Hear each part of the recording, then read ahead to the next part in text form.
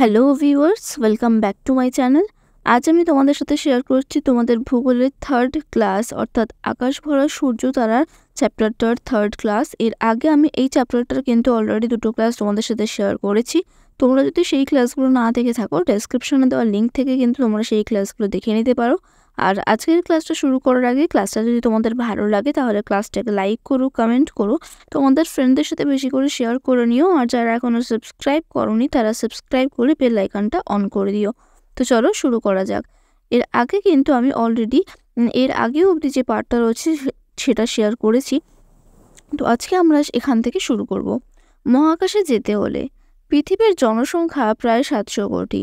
ভবিষ্যতে মানুষ শুধু পৃথিবীতেই নয়, হয়তো বাস করবে চাঁদে বা মঙ্গল গ্রহে। হয়তো তুমিও কোনোদিন রকেটে চড়ে পাড়ি দেবে মহাশূন্যে। মহাকাশ যাত্রা ও রকেট। একটা পাথর ওপর দিকে ছুঁড়ে দিলে পৃথিবীর টানে সেটা সবসময় নিচের দিকেই পড়ে। পৃথিবীর এই মাধ্যাকর্ষণ এড়িয়ে মহাশূন্যে যাওয়া সহজ কথা নয়। এই জন্য চাই এমন এক যান যার পৃথিবীর মাধ্যাকর্ষণের প্রভাবকে ছাড়িয়ে মহাশূন্যে পৌঁছানোর ক্ষমতা ও গতি থাকবে। রকেট হলো বিজ্ঞানের সেই আবিষ্কার যা সহজে মহাকাশে পাড়ি দিতে পারে। রকেটের জ্বালানি পুড়ে তৈরি হওয়া গ্যাসের প্রবল ধাক্কায় রকেট ওপরের দিকে ওঠে। মহাকাশে যাওয়ার পোশাককে বলে স্পেস স্যুট। ভেতরে হাওয়া ভরা থাকে, এমনভাবে তৈরি যাতে মহাকাশের কোনো রশ্মি এর কোনো ক্ষতি করতে না পারে। তাহলে তোমাদের কিন্তু পরীক্ষায় প্রশ্ন আসতে পারে যে মহাকাশে যাওয়ার পোশাককে কি বলে, বা স্পেস স্যুট কিভাবে তৈরি বা কেমন পোশাক। তখন বলতে হবে যে স্পেস স্যুট হচ্ছে মহাকাশে যাওয়ার পোশাককে বলে, এবং এটা কেমন, এটার ভেতরে ভরা থাকে হাওয়া, এটা এমনভাবে তৈরি যাতে মহাকাশের কোনো রশ্মি এর ক্ষতি করতে না পারে। নেক্সট হচ্ছে স্পেস শাটল। রকেটে চড়ে মহাকাশে যাওয়া তো যায়, কিন্তু রকেটে করে তো নিরাপদে পৃথিবীর বুকে ফিরে আসা যায় না।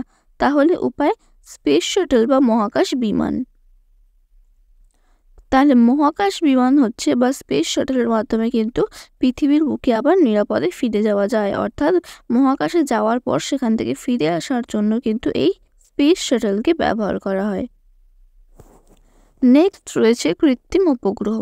মানুষের তৈরি যন্ত্র যা পৃথিবীর চারিদিকে ঘোরে। বহু দেশ মহাকাশে কৃত্রিম উপগ্রহ পাঠিয়েছে। আবহাওয়ার পূর্বাভাস, সমুদ্র পরিবহন, প্রাকৃতিক দুর্যোগের আগাম সতর্কতা এবং মহাকাশ গবেষণায় এই কৃত্রিম উপগ্রহগুলিকে কাজে লাগানো হয়।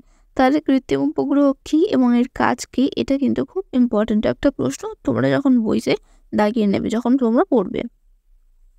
তারপরে হচ্ছে 2012 সালে কিউরিওসিটি রোভার মঙ্গলে অবতরণ করে। মঙ্গলের মাটি, জল, আবহাওয়া, প্রাণের অস্তিত্ব সংক্রান্ত গবেষণা ছিল এর মুখ্য উদ্দেশ্য। তাহলে কিউরিওসিটি কি বা এর কাজ কি ছিল, সেটাও কিন্তু একটা ইম্পর্টেন্ট প্রশ্ন। তোমরা এগুলো তাগিয়ে নিতে পারো।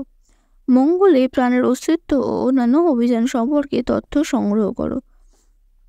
এটা অতটা ইম্পর্টেন্ট নয়। পরেরটা দেখা যাক ISRO, Indian Space Research Organisation, ভারতীয় মহাকাশ গবেষণা কেন্দ্র। শর্ট নোট এগুলো কিন্তু প্রচণ্ড পরীক্ষায় দিয়ে থাকে, তো এগুলো কিন্তু তোমরা অবশ্যই মুখস্থ করে নেওয়ার চেষ্টা করবে। তারপরে রয়েছে দেখো ভারতের প্রথম কৃত্রিম উপগ্রহ, তার নাম হচ্ছে আর্যভট্ট। এছাড়াও ভাস্কর 1, ভাস্কর 2, ইনস্যাট ইত্যাদি হচ্ছে কিছু কৃত্রিম উপগ্রহের নাম। নেক্সট রয়েছে ভারতের প্রথম মহাকাশচারী, যিনি হচ্ছেন রাকেশ শর্মা। তারপরে রয়েছে চন্দ্রায়ন 1, ভারতের প্রথম চন্দ্রযানের চাঁদে অবতরণ, যেটা হয়েছিল 2008 সালে। তারপরে রয়েছে চন্দ্রগ্রহণ। কোনো কোনো পূর্ণিমায় পৃথিবীর ছায়া চাঁদ ঢেকে গিয়ে চন্দ্রগ্রহণ হয়। চন্দ্রগ্রহণ বা সূর্যগ্রহণ চলাকালীন জল, রান্না করা খাবারে বিষক্রিয়া হয়, বাড়ির বাইরে যেতে নেই, এমন কতগুলো ভুল ধারণা প্রচলিত আছে। এগুলোর কোনো বিজ্ঞানসম্মত ভিত্তি নেই। চন্দ্রগ্রহণ ও সূর্যগ্রহণ অতি সাধারণ মহাজাগতিক ঘটনা। তাহলে এটা আমরা জানি, এটা দেখবে অনেকের বাড়িতেই বলে থাকে যে চন্দ্রগ্রহণ বা সূর্যগ্রহণ হলে তখন কিন্তু বাইরে যেতে নেই, বা ভাত খেতে নেই, বা কোনো খাবার খেতে নেই, রান্না করতে নেই। কিন্তু এগুলো কিন্তু আসলে সবই বিজ্ঞানসম্মত ভিত্তিহীন, এগুলোর কোনো মানেই হয় না। আসলে এগুলো সব ভুল ধারণা। তারপরে দেখো রয়েছে হচ্ছে চাঁদে অভিযান। 1969-এর 16 জুলাই আমেরিকার কেনেডি স্পেস সেন্টার থেকে উড়ে গেল অ্যাপোলো 11। এর মূল অংশ হলো কলম্বিয়া। কলম্বিয়াতে মহাকাশচারীরা ছিলেন আর ইগল নামে আর এক অংশের সাহায্যে নীল আর্মস্ট্রং ও এডুইন অলড্রিন চাঁদের মাটি ছুঁলেন 20শে জুলাই। তাহলে এই পার্টটাও কিন্তু ইম্পর্টেন্ট, এখান থেকেও কিন্তু পরীক্ষায় অনেক প্রশ্ন আসে। এখানে রয়েছে দেখো মহাকাশচারী। মহাকাশের প্রথম যাত্রী রাশিয়ার কুকুর লাইকা, সালটা ছিল 1957। নেক্সট পয়েন্ট হচ্ছে পৃথিবীর প্রথম মহাকাশচারী ইউরি গ্যাগারিন, এমন প্রথম মহিলা হচ্ছে ভ্যালেন্টিনা তেরেস্কোভা। কল্পনা চাওলা গিয়েছিলেন। কল্পনা চাওলা ছিলেন প্রথম ভারতীয় মহিলা যিনি মহাশূন্যে পাড়ি দেন 1957 সালের 1 ফেব্রুয়ারি। এই প্রতিটা শর্ট নোটগুলো কিন্তু তোমরা অবশ্যই খেয়াল রাখবে, এগুলো কিন্তু খুব ইম্পর্টেন্ট ছোট প্রশ্নের জন্য, তো অবশ্যই। নেক্সট দেখো, কল্পনা চাওলা আমরা পড়লাম। রয়েছে সুনিতা উইলিয়ামস, জন্মসূত্রে দ্বিতীয় ভারতীয় মহিলা মহাকাশচারী, তিনি সব থেকে বেশি সময় মহাকাশে কাটিয়েছেন। যদি পরীক্ষায় প্রশ্ন আসে কে মহাকাশে সব থেকে বেশি সময় কাটিয়েছে, তখন কিন্তু বলতে হবে যে সুনিতা উইলিয়ামস। চাঁদের অভিযানটা আমরা আগের পাতাতেই পড়লাম। তারপরে রয়েছে আমরাও চাঁদে পাড়ি দেওয়ার কল্পনা করতে পারি। এখন আমরা চাঁদে, এখানে বাতাস নেই, নিঃশ্বাস নেওয়া যায় না, তাই আমাদের স্পেস শুটে বাতাস ভরা আছে। এখানে নিজেদের এত হালকা লাগে যে অনায়াসে বড় বড় খানাখন্দ লাফিয়ে পার হওয়া যায়, অথবা এক লাফে উঠে যাওয়া না যায় উঁচু টিলায়। যে চাঁদ পৃথিবীর তুলনায় হালকা, তাই তার আকর্ষণ শক্তিও কম। এখানে সমস্ত জিনিস পৃথিবীর তুলনায় 6 ভাগ হালকা হয়ে যায়। এটা কিন্তু একটা ভালো ইম্পর্টেন্ট লাইন, সেটা হচ্ছে যে চাঁদে কিন্তু পৃথিবীর তুলনায় 6 ভাগ সবকিছু হালকা হয়ে যায়। তারপরে দেখো দিয়েছে এখানে সব সময় নিস্তব্ধ, যতই চিৎকার করো না কেন কেউ শুনতে পাবে না, কারণ বায়ু শূন্য স্থানে শব্দ এক জায়গা থেকে আর এক জায়গায় যেতে পারে না। তাই এখানে নিজেদের মধ্যে কথা বলতে হলে ইশারায় বা রেডিওর মাধ্যমে কথা বলতে হয়। তাহলে তোমাদের কিন্তু পরীক্ষায় আসতে পারে যে চাঁদে কেউ কথা বললে তা শোনা যায় না কেন বা শুনতে না পাওয়ার কারণ কি। তখন তোমাদের বলতে হবে যে চাঁদের বায়ু শূন্য থাকার জন্য সেখানে কিন্তু এক জায়গা থেকে আরেক জায়গায় যেতে গেলে মানে শব্দটা যেতে পারে না, সেই জন্যই কিন্তু সেটা শোনা যায় না। নেক্সট হচ্ছে এবার আশপাশটা ভালো করে দেখে নেওয়া যাক। কোথাও গাছপালা নেই, এবড়ো খেবড়ো জমি, ছোট বড় পাথর, গোল গোল বিশালাকার গর্ত, ধূসর ধুলোয় ভর্তি চারদিক। সূর্যের আলো পৌঁছাতে পারে না, তাই পৃথিবী থেকে এগুলোকে চাঁদের গায়ে কালো কালো দাগের মতো দেখায়। আর আকাশটা আদেও নীল নয়, ঘন কালো। বাতাস না থাকায় সূর্যের আলোর বিচ্ছুরণ হয় না, ফলে কোনো রং নেই। সবকিছুই আলো পড়লে সাদা আর না পড়লে কালো দেখায়। দিনের বেলাতেও আকাশে তারাও ঝলমল করছে। একদিকে কালো আকাশে ঝুলছে পৃথিবী, প্রকাণ্ড সাদা আর নীল গোলকের মতো। এখানে একদিন যেতে পুরো 2 সপ্তাহ কেটে যায়। সূর্যের তাপে পাথর ভীষণ গরম হয়ে ওঠে, আবার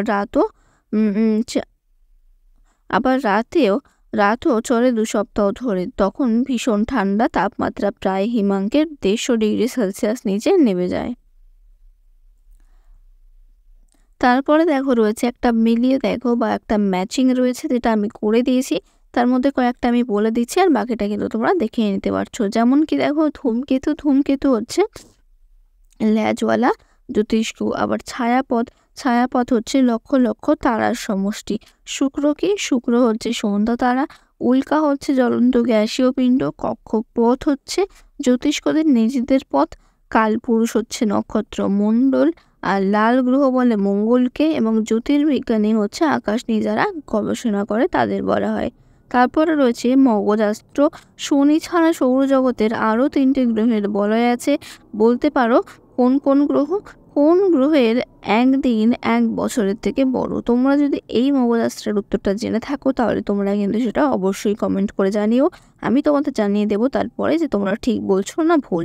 তারপরে দেখো গ্রহদের বৈশিষ্ট্য লিখে কার্ড তৈরি করো, এলোমেলো করে দাও, দলে দলে ভাগ হয়ে যাও। এক একটি দল এক একটি করে কার্ড তোলো, আর দেখো তো চিনতে পারো কিনা। এগুলো তোমাদের কাজ, তোমরা চাইলে তোমরা কিন্তু বন্ধুদের সাথে এগুলো ট্রাই করতে পারো। তারপরে রয়েছে একটা পূর্ণিমা থেকে পরের পূর্ণিমা পর্যন্ত পরিষ্কার রাতের আকাশে চন্দ্রকলা খেয়াল করো, পরিবর্তন লক্ষ্য করো, আর খাতায় ছবি এঁকে লিখে রাখো। এগুলো তোমরা চাইলে তোমরা কিন্তু এগুলো বাড়িতে অবশ্যই ট্রাই করতে পারো। তাহলে এই চ্যাপ্টারটা কিন্তু এখানেই শেষ হচ্ছে। এর পরের ক্লাসে আমি তোমাদের সাথে কিন্তু শেয়ার করব যে এই চ্যাপ্টার থেকে কি বড় প্রশ্ন বা ছোট প্রশ্ন হতে পারে সেইগুলো। তোমরা কিন্তু সেই ক্লাসটাও অবশ্যই দেখো। আর আজকের ক্লাসটা যদি তোমাদের ভালো লাগে তাহলে ক্লাসটাকে লাইক করো, কমেন্ট করো, তোমাদের ফ্রেন্ডদের সাথে বেশি করে শেয়ার করে নিও। আর যারা এখনও সাবস্ক্রাইব করোনি তারা সাবস্ক্রাইব করে বেল আইকনটা অন করে রেখো। তাহলে আজকের ক্লাসটা এখানেই শেষ করলাম। Thank you.